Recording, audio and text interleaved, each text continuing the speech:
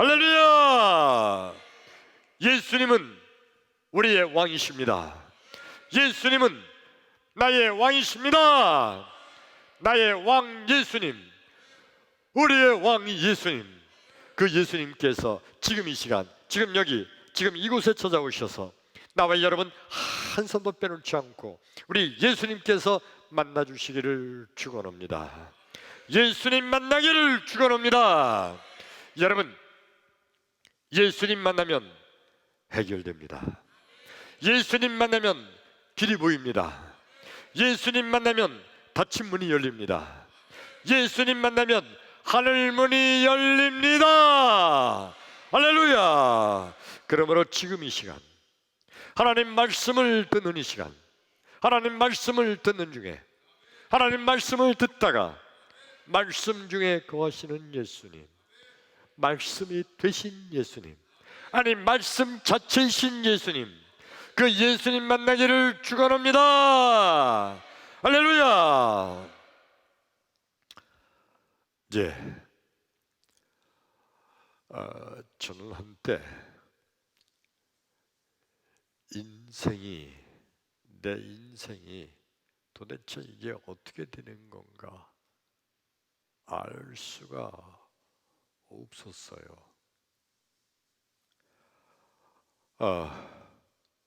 여러분, 고등학교 1학년 때 주의 종으로 헌신하겠다고, 목사가 되겠다고 결단하고 신학대학에 가고 군대를 제대하고 그리고 시골교회 전도사로 목회를 시작해서 다시 이제 안산에 가서 교회 개척을 시작하고 그리고 아주 힘들고 어렵게 목회하면서 좌로나 우로나 눈도 돌리지 아니하고 목회 그러면서 교회 성장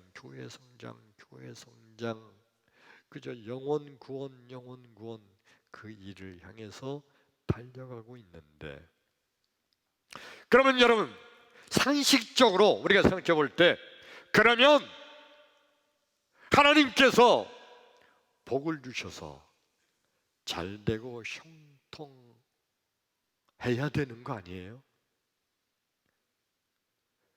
근데 잘되고 형통하기는커녕 덜컥 중풍 맞아 쓰러졌어요. 엄청 충격이에요. 반신불수가 돼서 다리를 끌고 있다니, 손에 힘이 안 들어간다니,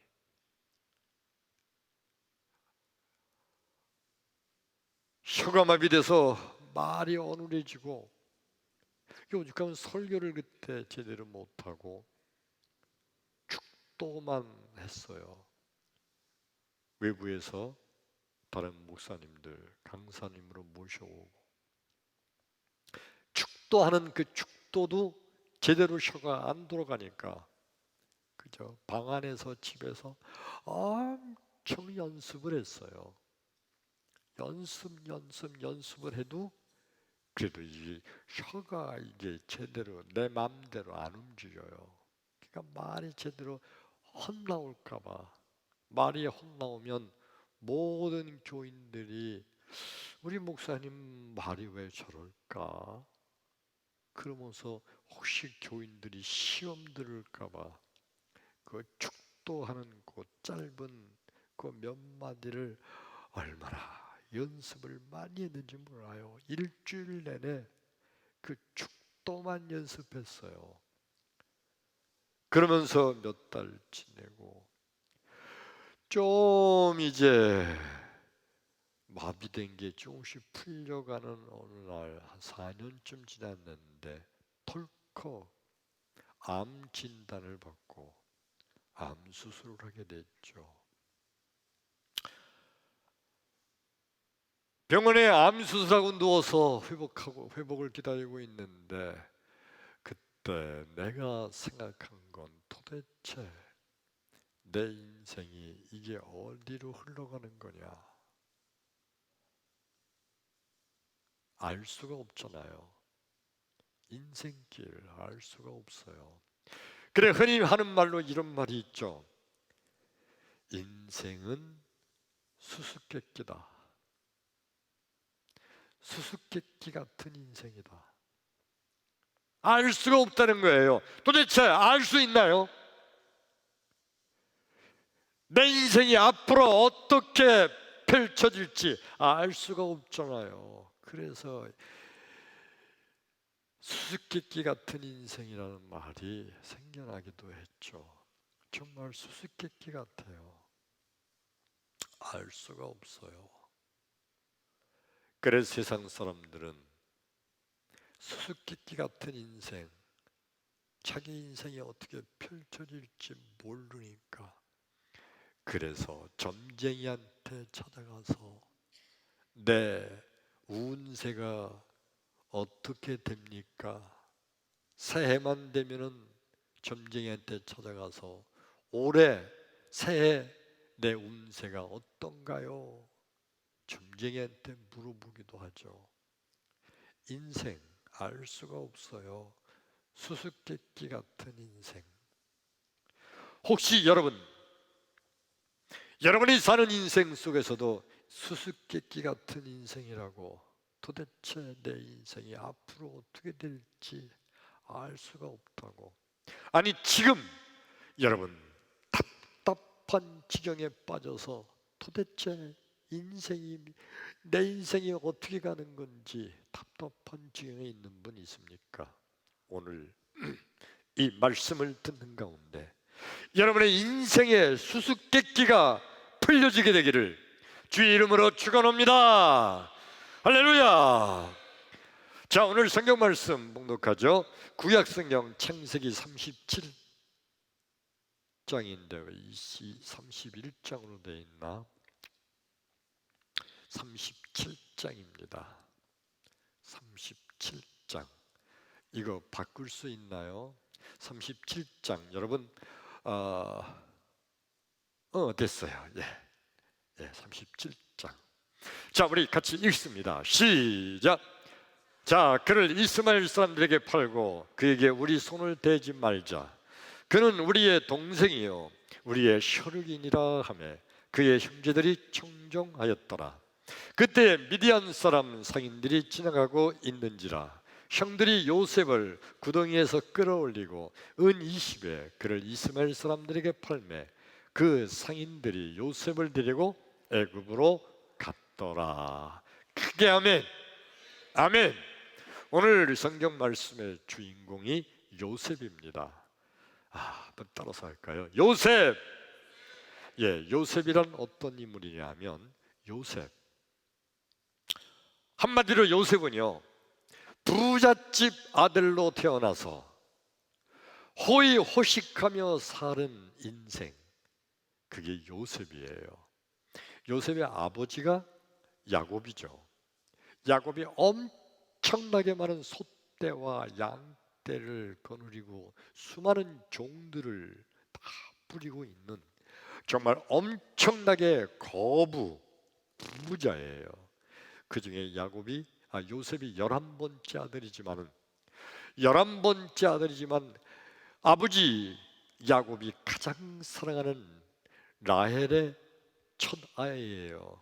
그래서 이 요셉이 아들들 가운데 제일 아버지 사랑을 많이 받으면서 아주 호의호식하면서 잘 살던 요셉.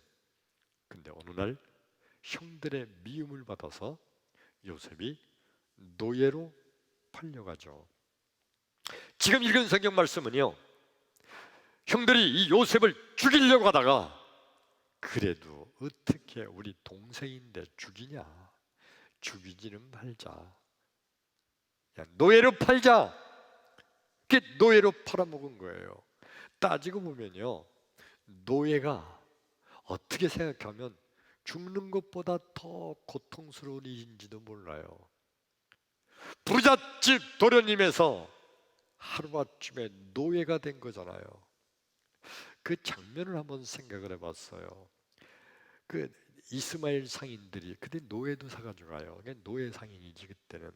그 요셉을 형들한테 사가지고 돈도 지불하고 요셉을 끌고 가는데 도망칠까봐 두 팔을 묶어서 이 끈을 말 뒤에다가 끈을 묶고 손이 이렇게 돼서 말 뒤에 끌려가면서 형 살려줘 형 울면서 말 뒤로 끌려가는 그 노예로 팔린 요셉의 그 인생을 생각해 보자고요. 요셉이 자기 인생을 자기가 생각할 때 도대체 내 인생이 이거 어떻게 흘러가는 거예요? 알 수가 없어요. 부잣집 도련님에서 갑자기 노예에 팔려가는 비참한 신세가 됐어요.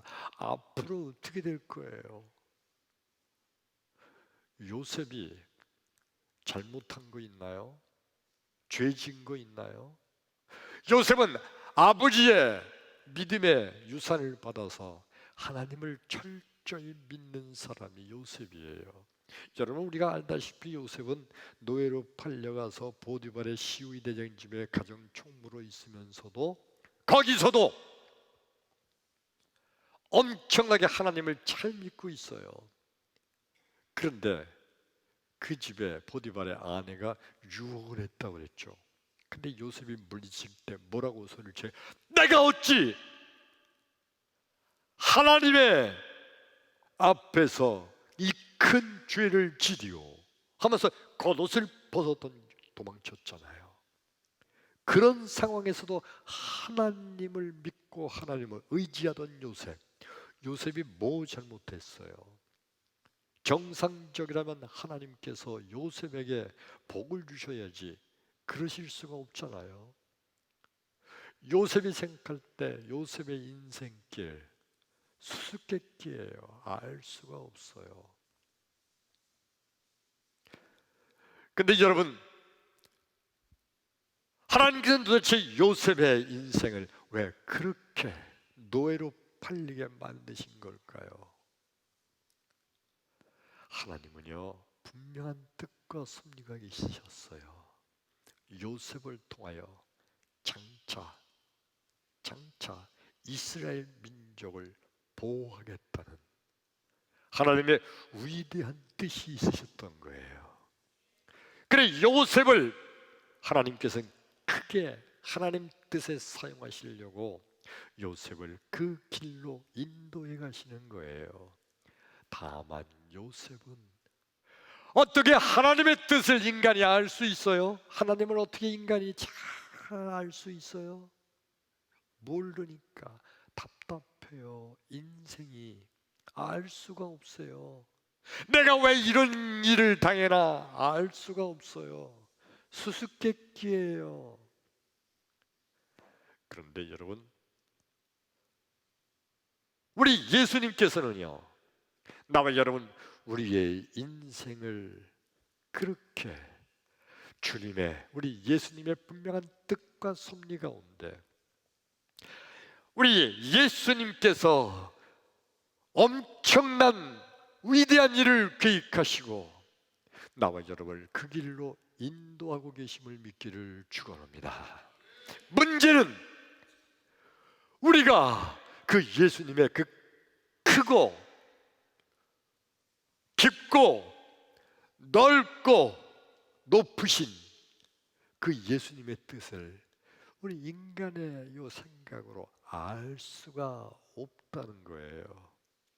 그래서 우린 답답해요. 내 인생이 어떻게 흘러가는지, 내 인생이 어떻게 될 건지. 아니, 이 정도 했으면 일이 잘 풀려야 될 텐데 왜 이렇게 나를 어렵고 힘든 인생을 살기만 할까? 수수께끼 같은 인생길. 근데 여러분, 수수께끼라는 게 이게 수수께끼는요, 수수께끼 문제를 우리한테 냈을 때 그게 뭐지? 알 수가 없어요. 알쏭달쏭해. 근데 수수께끼 낸 사람이 그거 이거야 풀어줘. 아하, 금방 알아요. 아하, 우리 예수님께서 우리의 인생길을 주님의 높고 크고 넓고 기쁘신 주님의 뜻 가운데로 인도하지만 우리는 알 수가 없어서 수수께끼 같은 인생 답답하게 살고 있지만 때가 되면 예수님께서 우리로 하여금 우리의 인생의 수수께끼를 다 풀어주셔서 아하, 그래서 그때 그런 일을 내가 당했구나 밝히 알게 될 때가 올 줄로 믿습니다. 그러나 인간들은 이걸 모르니까 세상을 사는 게 답답하기만 한 거예요. 도대체 내 인생이 어떻게 될 거냐. 여러분, 사람이 세상 살다가 어느 사람이 큰 교통사고를 당해서 죽었어요. 멀쩡한 내 친구가 어저께도 같이 만나서 같이 커피 마셨는데 글쎄 오늘 아침에 소식을 들었는데 어제 밤중에 그만 심장마비로 죽었대요. 이런저런 소리를 들을 때마다 세상에 그 사람은 재수가 나빠서 그 사람은 원래 건강이 좋지 못해서 원래 그랬구나라고 생각되나요? 어느 순간엔 내가 그 주인공이 될지도 모른다는 생각을 우리는 안 하나요? 어느 순간에 나도 그럴 수 있잖아요. 도대체 그 사람들은 그 사람의 그날 밤에 심장마비 걸릴지 알았나요? 그냥 잠잔 거예요. 잠자다가 심장마비로 죽었대요. 오늘날 나도 그냥 잔 거예요. 근데 그날 밤에 심장마비로 죽을 수 있다고. 아니 나는 절대 그렇지 않다고 장담할 수 있어요? 아니잖아요. 알 수가 없어요. 수수께끼예요. 내 인생이 어떻게 펼쳐질지 알 수가 없어요. 그래서 인간들은 알 수 없는 세상을 어떻게 살아갑니까? 점쟁이 찾아가잖아요. 세상에 우리나라 점쟁이 무당이 숫자가요 10만 명이 넘는데나 뭐 20만 명이 될 거나 아유 그 통계도 잘 안 잡히나 봐요. 엄청나게 많은 점쟁이 무당들이 그렇게 많은 거예요. 왜 많아요? 점쟁이 찾는 사람들이 있으니까. 쉽게 얘기해서 돈벌이가 되니까 점쟁이가 이렇게 많은 거예요. 인간들이 알 수가 없으니까 인생이 수수께끼니까 그렇게 찾아가는 거예요. 우리 예수님께서는 무슨 말씀을 우리에게 하시나요? 이사야서 55장 8절과 9절을 읽어볼까요? 시작! 이는 내 생각이 너의 생각과 다르며 내 길은 너의 길과 다름이니라. 여호와의 말씀이니라. 이는 하늘이 땅보다 높음같이 내 길은 너의 길보다 높으며 내 생각은 너의 생각보다 높음이니라. 크게 아멘. 여러분, 예수님께서 우리에게 다 알려주시면 좋은데 근데 성경의 계시를 통해서 우리에게 알려주셔도 우리가 그 주님의 말씀을 다 이해하지 못한단 말이에요. 인간이 아무리 최선을 다해도 예수님의 생각은 우리 생각과 다르며 주님의 생각은 우리의 길과 다르기 때문에 인간들이 도무지 알 수가 없어요. 알 수가 없어요. 그래서 알 수가 없는 인생길을 사는 나와 여러분, 우리는 그렇게 얘기하는 겁니다. 인생은 수수께끼야. 이 수수께끼 같은 인생. 그러면서 알 수가 없음을 한탄하지만 그러나 분명한 것은 우리 예수님께서는 나와 여러분, 우리는 그 주님의 높고 크고 넓고 기쁘신 뜻을 알지 못하지만 우리 예수님은 좋으신 주님이시기 때문에 가장 좋은 길로 나와 여러분, 우리의 인생길을 인도해 가고 계심을 우리 믿으시면 아멘 합시다. 크게 아멘. 믿음대로 될지어다. 바리새인들과 서기관들은요, 이들은 자기가 배운 학문과 지식과 지혜로 하나님을 알려고 연구를 엄청 많이 하고, 자기의 인생길을 도대체 내 인생이 어떻게 될 것인가 나름대로 연구하고 생각하고, 그래서 어떤 것은 이렇게 될 거야, 말씀에 비추어 보니까 이러네. 그런데 어느 때 가서는 도무지 알 수가 없네. 도무지 알 수가 없는 인생길에서 이때 바리새인들은요, 나 몰라, 어떻게 되는지 몰라, 그러고 말하는 인간들이 아니에요. 그들은 위선자예요. 겉과 속이 틀리는 사람들이야. 아는 척, 하나님의 뜻이 뭔지 다 아는 척, 내 인생이 어떻게 갈지 아는 척 하면서 거짓말로 인생을 살아갑니다. 그러면서 도무지 인생을 알지 못하며 사는 수수께끼 같은 인생을 사는 예수님 그 제자들을 바라보면서, 너희들이 인생을 알아? 인생이란 그런 게 아니여. 아유, 배우지 못하고 무식한 것들. 그러면서 자기들은 인생을 잘 아는 것처럼 그렇게 거짓말 같은 그런 인생을 살아갑니다. 성경 말씀 한 절 더 읽으려고 합니다. 누가복음 7장 11절로 14절의 말씀 함께 읽어요. 시작.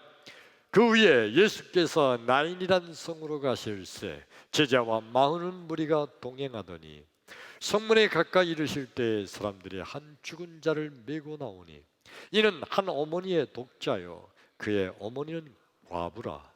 그 성에 많은 사람도 그와 함께 나오거늘 주께서 과부를 보시고 불쌍히 여기사 울지 말라 하시고 가까이 가서 그 관에 손을 대시니 맨 자들이 서는지라. 예수께서 이르시되 청년아 내가 네게 말하노니 일어나라 하시매. 할렐루야.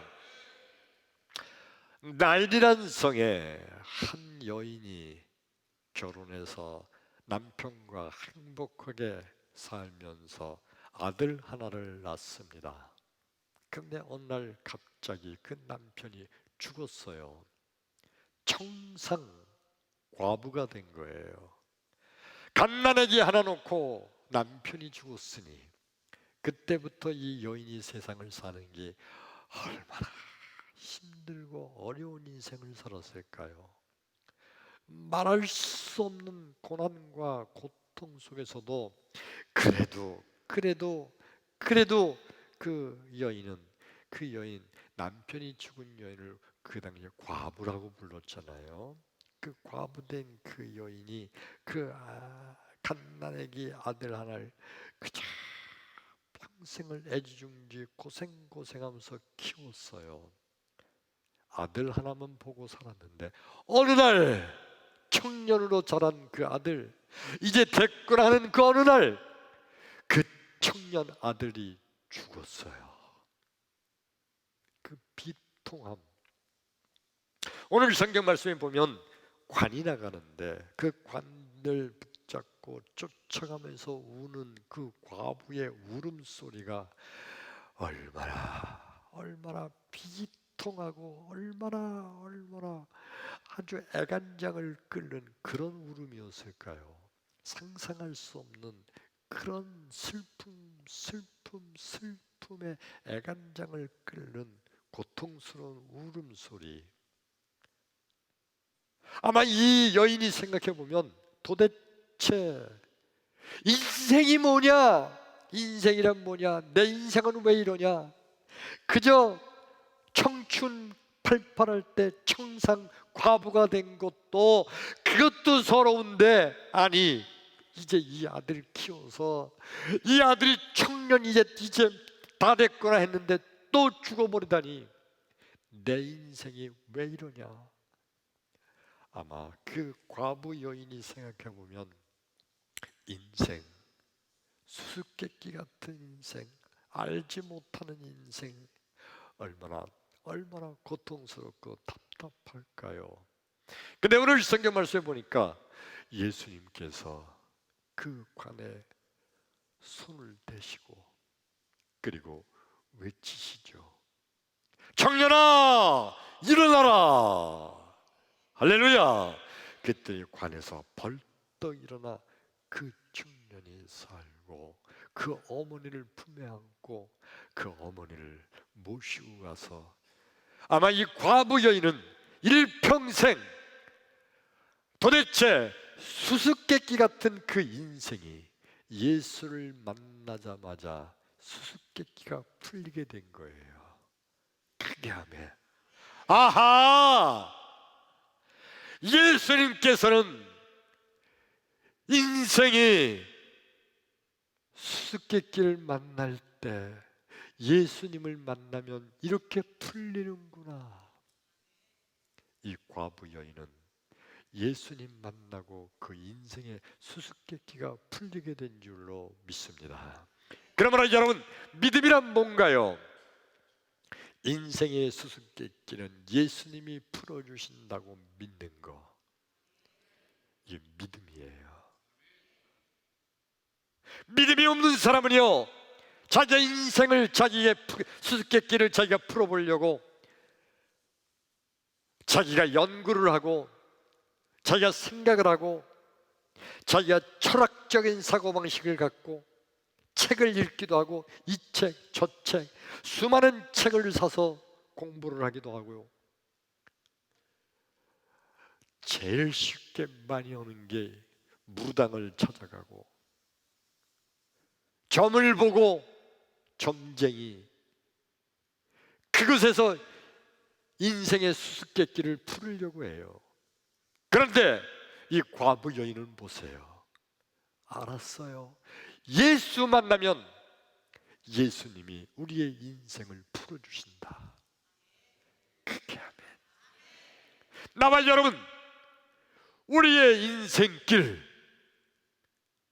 도대체 어떻게 내 인생이 풀려질지, 수수께끼 같은 내 인생에서 내 인생의 수수께끼를 풀어주실 분은 예수님 한 분만 계신 줄로 믿습니다.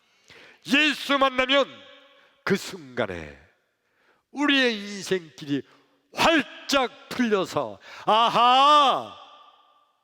아하! 수수께끼 풀렸을 때 소리치는 게 아!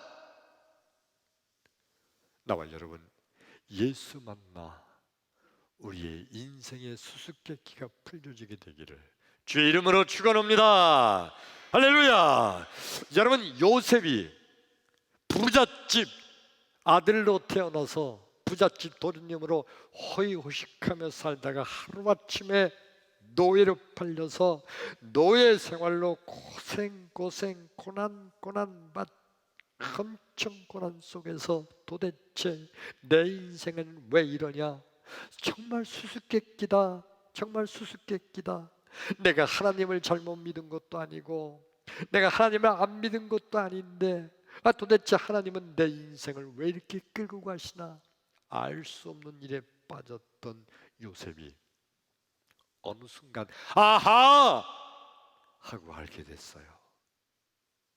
한번 성경 말씀 봅시다. 창세기 50장 20절의 말씀 읽어요. 시작. 당신들은 나를 해하려 하였으나, 그러니까 당신들이 누구냐면 요셉의, 자기를 팔아먹었던 요셉의 형들. 당신들은 나를 해하려 하였으나, 그러니까 형들은 나를 노예로 팔아버렸지만 하나님은 그것을 어떻게 했다고요? 선으로 바꾸어서 오늘과 같이 많은 백성의 생명을 구원하게 하시려 하셨나니. 많은 생명이 누구예요? 이스라엘 백성들.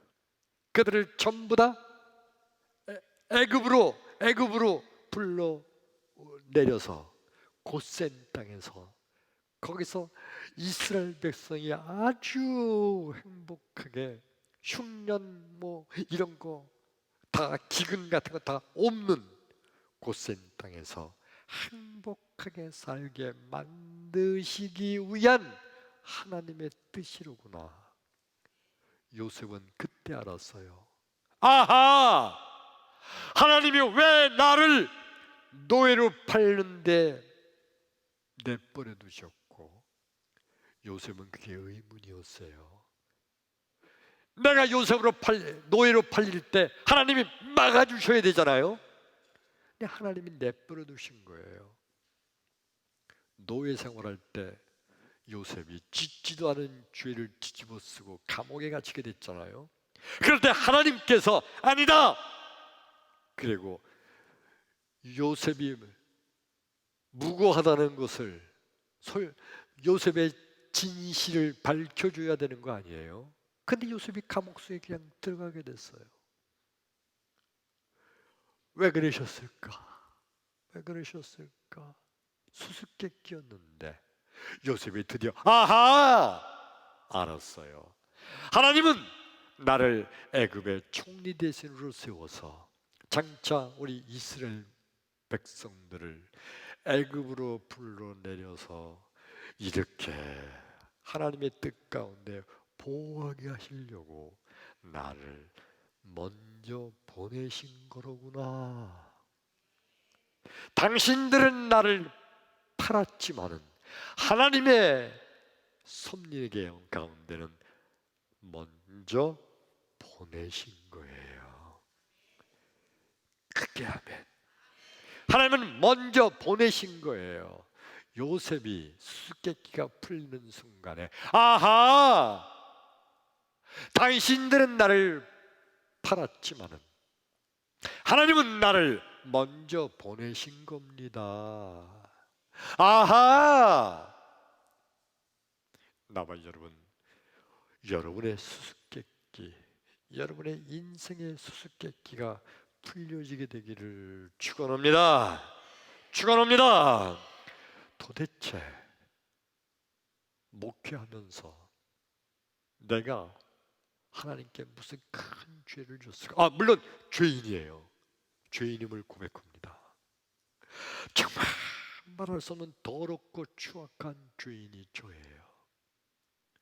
그런데 그 당시에는 생각하기를 도대체 내가 무슨 죄를 짓길래 난 열심히 목회한 것뿐이 없는데 하나님이 세상에 중풍으로 나를 쓰러뜨리더니 조금 회복될 즈음에 또다시 암으로 나를 또다시 쓰러뜨리다니 하나님 이러실 수가 있어요. 도대체 내 인생이 어떻게 될 건가요? 수수께끼 같은 인생. 근데 아하! 하나님이 나를 결국 1만 명 교회 사명을 주시려고 그렇게 인도하셨구나. 그때까지는 나는 하나님께 잘못한 거 없어. 나는 이 정도면 뭐 나 열심히 한 거지. 이 정도면 내가 복 받을 만하지 않아? 내가 무슨 죄를 그렇게 크게 졌어? 하고 교만을 떨던 가장 더러운 죄인이었던 내가 하나님께서 나를 1만 명 교회 사명을 주시려고 하는데 더러운 죄인이란 말이에요. 그 죄를 깨닫고 엎드러지게 하기 위해서 나를 그렇게 당금질하신 거예요. 지나놓고 생각하니까 아하! 하나님 그래서 그랬구나. 아하! 수수께끼가 풀리는 날. 아하! 따라서 할까요? 아하! 그거는 수수께끼 풀린 게 아니야. 한번 여러분의 인생의 수수께끼가 풀린 거 생각해 봐요. 그러면서 아하입니다. 아하! 예.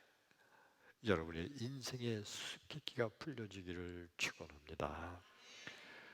그러므로 여러분, 성도란 누가 성도인가요?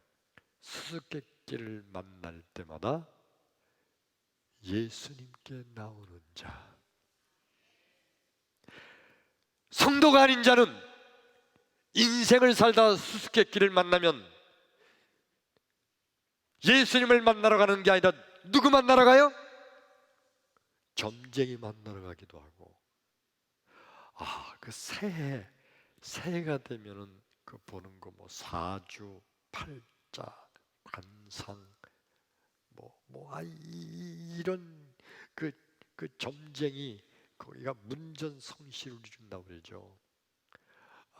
언제 한번 책에서 봤는데 보니까 세점이라는 게 있대요. 여러분 알면 안 돼. 모르는 게 정상이야. 세점이라는 게 있대요. 뭐냐면 새가 점쳐준대. 새가 세점이래요. 어떻게 하냐?